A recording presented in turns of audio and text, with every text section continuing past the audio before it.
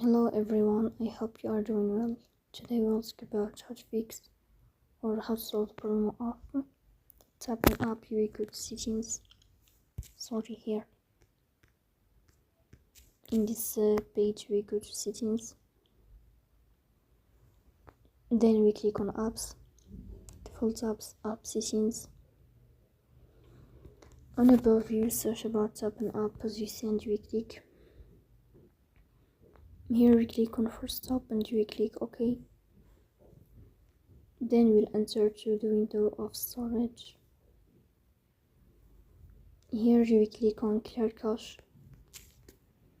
In the end you will turn off your phone and you will wait a moment to restart your phone again to fix that problem.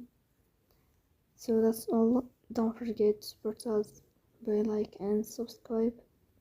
See you next time and thank you for your watching.